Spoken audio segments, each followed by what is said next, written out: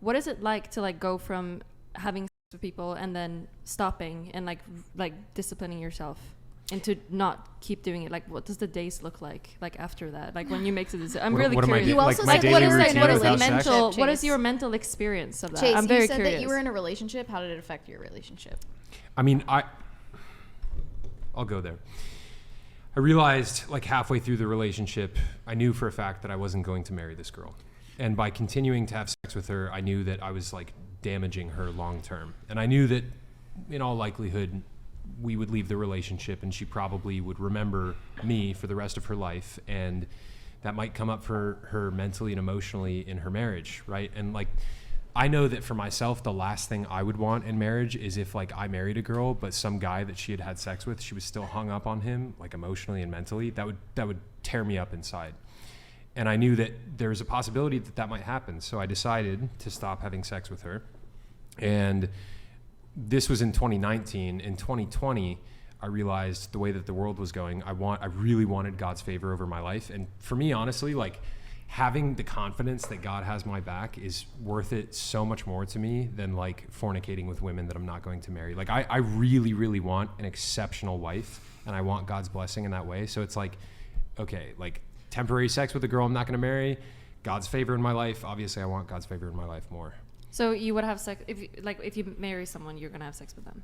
I'm assuming. We're just going to have a sexless hopefully. marriage. What kind of question Are you is talking about I'm premarital? curious. Yeah, I'm curious. If No, we're not going to have premarital. You think he's going to get sex. married and not have sex? I thought that's what it was. Well, it's I wasn't really sure. Wait. No, we're not. No, maybe we're not. it was just like hardcore into something here. No, we're not going to have premarital sex. We'll have plenty of sex when we're married. But you thought he was going to marry someone and not have sex with them? Yeah, I don't know. Some people do that. Depending on where your access coming from. As straight I as don't think they plan on doing that. To be honest, I wasn't sure. That as straight as that is, that's pretty gay.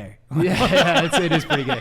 To be honest, I'm actually like, I'm really excited at the idea of not having premarital sex because it's such an excellent filter for whether or not you're right for somebody. Like the way I look at it, if a girl and I, we're dating or I court her or whatever, and we're not having sex with each other, and after a year or 2 years or whatever it is, I still want to get married to her. It's like, like that's the one for you. You know what I mean? And that's like the best filtering mechanism possible for finding a good spouse. In my opinion. I don't want to argue agast you, but like I feel like I could flip that exactly in 180. I will.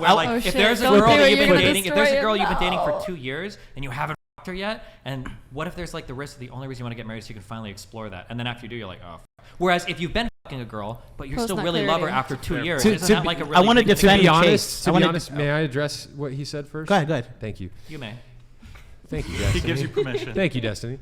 Yeah, I mean, like I know how to read women really well, and like I cannot imagine a scenario where like I'm dating a girl for 2 years and we get married and start having sex and then it just goes to shit in the bedroom. I cannot imagine that happening, and I have 100% certainty that it would not happen. Yeah, I want to add on to that. So, and this is anecdotal evidence for sure, but the most successful relationship I ever had was when I was like, strike me down. you're going to hell. The most successful relationship I've ever had was like when me and the girl, we were like legitimately, it was March 2016 until December. Yeah, so like 9 months we were just texting back and forth and like nothing sexual, just getting to know each other. And then when we did finally have sex, it was great, whatever. But that actually turned out to be my longest, most healthy relationship.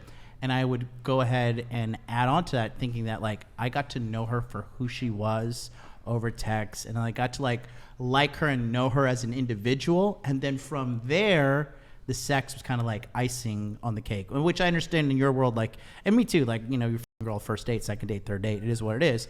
But I think like when you kind of jump over the initial courtship to straight sex, like you can get blinded with dopamine and serotonin, and you're like, the sex is so great, even though she's like a lying fucking treacherous bitch. Like the sex, because evolutionarily speaking, as men, like if we're having sex, our brain's like, you're winning, like keep going. Yeah. I want to make it. Go ahead. I want to make a constructive point to the overarching conversation. You guys have expressed a lot of concern for like the fatherless homes out there and the breakdown of marriages and people's marriages falling apart. to what MLD was just saying, like, I've spoken with a lot of older dudes asking them why they got divorced. And like, you know, I tell this on previous episodes of the podcast. At my local gym, there's like 6 older guys that are all divorced. And when asking them questions like, hey, how did it get to this point? 5 out of the 6 of them all said, yeah, we got into our 40s, and you know, that initial, that kind of like physical attraction, it kind of wore off, and we realized beyond the sex there wasn't much there in the relationship. And it's so easy to fall in love with somebody when you're having sex with them and you have that oxytocin rush, all the dopamine, serotonin. It's so easy to fall in love with somebody. And I think nowadays a lot of people get into marriages because they're having sex with the person and they don't realize that is at the foundation of their relationship. And later on down the line, once that physical attraction has worn off, they realize that there's not a lot there beyond the initial physical attraction. And I think that destroys a lot of marriages and families. And what I've been describing, waiting, you know, to not having premarital sex, I think that's an amazing guard against that. And I would say that there's probably far more successful marriages than failed marriages because people waited to have sex. I understand what you're saying. I don't want to get into a huge argument, but I feel like for the response. God damn it, this is YouTube. Get into that argument. Well, for the response for the audience, I feel like I have to provide another alternative.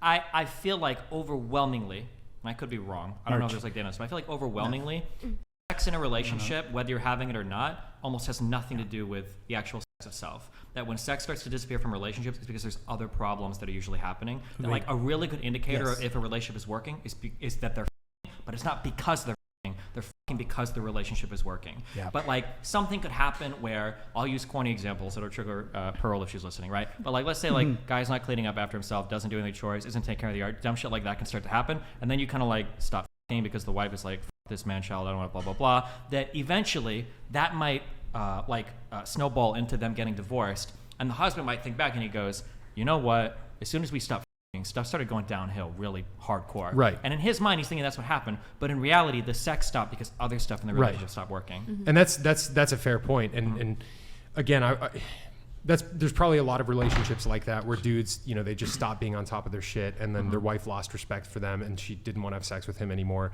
And he might look at it and be like, well, we stopped having sex. That's what made the marriage fall apart.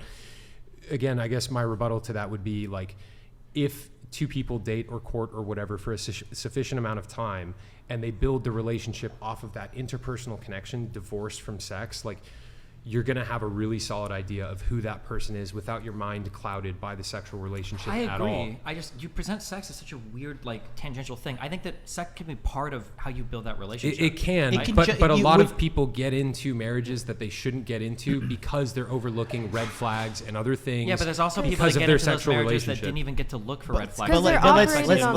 Let's just add on to one point though. The reality is, like, as men, especially as men, sex clouds our judgment. Yep. I mean, I've stayed with a girl that I was like, this bitch is terrible for me, but sex is so fucking fire. I'm just going to stay with you.